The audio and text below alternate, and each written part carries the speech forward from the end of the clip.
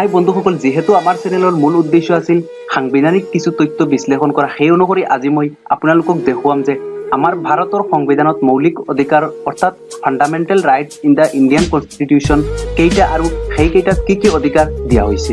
যদি ইউটিউবত চাই আছে আৰিয়ান LLB সাবস্ক্ৰাইব কৰিব আৰু যদি ফেচবুকত চাই আছে আমাৰ পেজ লাইক কৰিব।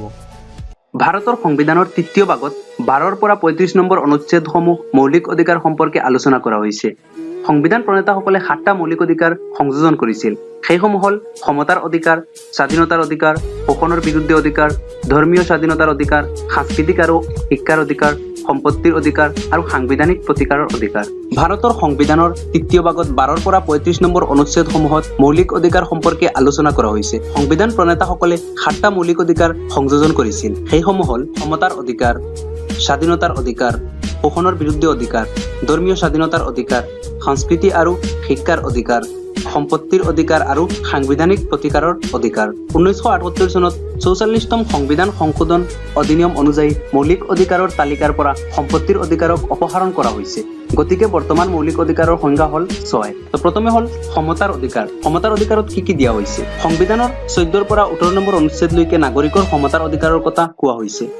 14 নম্বৰ অনুচ্ছেদ অনুযায়ী চৰকাৰে ভাৰতৰ কোনো ব্যক্তিকে বিধিৰ সম অধিকাৰৰ পৰা বা বিধিৰ সম সংৰক্ষণৰ পৰা বঞ্চিত কৰিব নোৱাৰিব। 15 নম্বৰ অনুচ্ছেদ অনুযায়ী চৰকাৰে কেৱল ধৰ্ম, জাতি, বৰ্ণ, লিংগ, জন্মস্থান আদিৰ গণনালৈ কোনো ক্ষেত্ৰতে কোনো ধৰণৰ বিভেদৰ সৃষ্টি কৰিব নোৱাৰিব।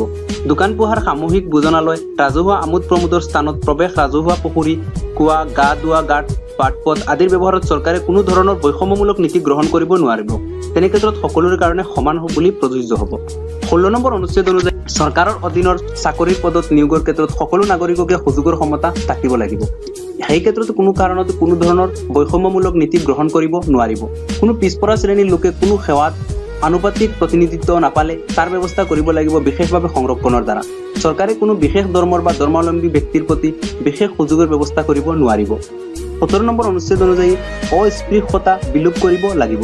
2 নম্বৰত হ'ল স্বাধীনতাৰ অধিকাৰ। সংবিধানৰ 19 নম্বৰৰ পৰা 22 নম্বৰ অনুচ্ছেদলৈকে স্বাধীনতাৰ অধিকাৰৰ কথা কোৱা হৈছে। 19 নম্বৰ অনুচ্ছেদ অনুযায়ী সকলো নাগৰিককে বাক স্বাধীনতাৰ অধিকাৰ দিয়া হৈছে। ভাৰতৰ ৰাজ্যৰ ভিতৰত অবাধে চলাচল কৰা, ভাৰতৰ ৰাজ্য ক্ষেত্ৰত যিকোনো অংশত টকা মেলা কৰা আৰু যিকোনো বৃত্তি নাইবা যিকোনো উপজীৱিকা, বেহা বেপাৰ বা কাৰবাৰ চলোৱাৰ স্বাধীনতা উপভোগ কৰিব পাৰিব।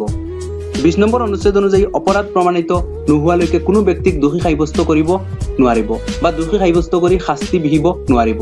কোনো অভিযুক্ত ব্যক্তিক নিজৰ বিৰুদ্ধে সাক্ষী দিবলৈ বাধ্য কৰাব নোৱাৰিব।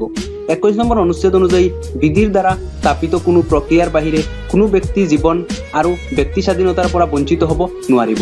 22 নম্বৰ অনুচ্ছেদ অনুযায়ী বন্দীকৃত কোনো ব্যক্তিক বন্দীকৰণৰ কাৰণ নজনোৱাকৈ অধিক কাল আটক কৰি ৰাখিব নোৱাৰিব। এনে বন্দীকৰণৰ পৰা 24 ঘণ্টা কালৰ ভিতৰত বন্দীক কোনো দণ্ডাধিকাৰীৰ আদালতত হাজিৰ কৰাব লাগিব। এনে বন্দীকৃত দণ্ডাধিকাৰীৰ প্ৰতিকাৰ বিনা 24 ঘণ্টাতকৈ বেছি সময়কাল হাজতত আবদ্ধ ৰাখিব নোৱাৰিব। 3 নম্বৰত আছে শোষণৰ বিৰুদ্ধে অধিকাৰ। সংবিধানৰ 23 পৰা 24 নম্বৰ অনুচ্ছেদত আছে শোষণৰ বিৰুদ্ধে অধিকাৰ। 23 নম্বৰ অনুচ্ছেদ অনুযায়ী মানুহ ক্ৰয় বিক্ৰয়, বেতন নিদিয়াকৈ কামত নিয়োগ কৰা বা এনেধৰণৰ বলপূৰ্বক শ্ৰম আদায় কৰা দণ্ডনীয় হ'ব। আৰু কোৱা হৈছে যে চৰকাৰে জাতি, ধৰ্ম, বৰ্ণ বা শ্ৰেণী নিৰ্বিশেষে সকলো ব্যক্তিকে বাধ্যতামূলকভাৱে কোনো কামত নিযুক্ত কৰিব পাৰে। 24 নম্বৰ অনুচ্ছেদ অনুযায়ী 14 বছৰৰ কম বয়সৰ কোনো ল'ৰা ছোৱালীক কোনো ধৰণৰ কাৰখানা বা খনিৰ চাকৰিত নাইবা আন কোনো সংকটজনক চাকৰিত নিযুক্ত কৰিব নোৱাৰিব। 4 নম্বৰত আছে ধৰ্মীয় স্বাধীনতাৰ অধিকাৰ। সংবিধানৰ 25 পৰা 28 নম্বৰ অনুচ্ছেদলৈ ধৰ্মীয় স্বাধীনতাৰ অধিকাৰৰ কথা কোৱা হৈছে।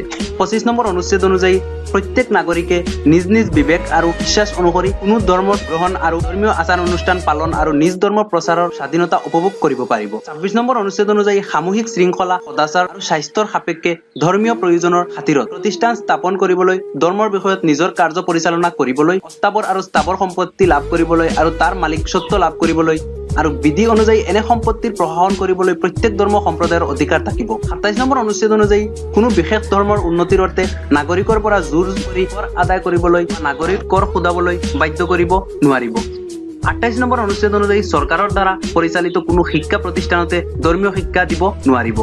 5 নম্বৰত আছে সংস্কৃতি আৰু শিক্ষা সম্পৰ্কীয় অধিকাৰ। সংবিধানৰ 29 আৰু 30 নম্বৰ অনুচ্ছেদত সংস্কৃতি আৰু শিক্ষা সম্পৰ্কীয় অধিকাৰৰ কথা উল্লেখ আছে। 29 নম্বৰ অনুচ্ছেদ অনুযায়ী সুকীয়া ভাষা, লিপি বা সংস্কৃতি থকা সকলো নাগৰিকৰে ভাৰতৰ ৰাজ্যৰ ক্ষেত্ৰত যিকোনো অংশত সেইবোৰ সংৰক্ষণ কৰাৰ অধিকাৰ থাকিব। চৰকাৰৰ দ্বাৰা বা পৃষ্ঠপোষকতাত পৰিচালিত কোনো শিক্ষা প্ৰতিষ্ঠানতে ধৰ্ম, জাতি, বৰ্ণ, ভাষা বা তাৰ যিকোনো এটাৰ ভিত্তিত কোনো ব্যক্তিক ভৰ্তিৰ পৰা বঞ্চিত কৰিব পৰা নাযাব। 30 নম্বৰ অনুচ্ছেদ অনুযায়ী ধৰ্মৰ ভিত্তিতেই হওক বা ভাষাৰ ভিত্তিতেই হওক সকলো সংখ্যালঘু সম্প্ৰদায়ৰে নিজৰ মতে শিক্ষা প্ৰতিষ্ঠান স্থাপন আৰু প্ৰশাসন কৰাৰ অধিকাৰ থাকিব।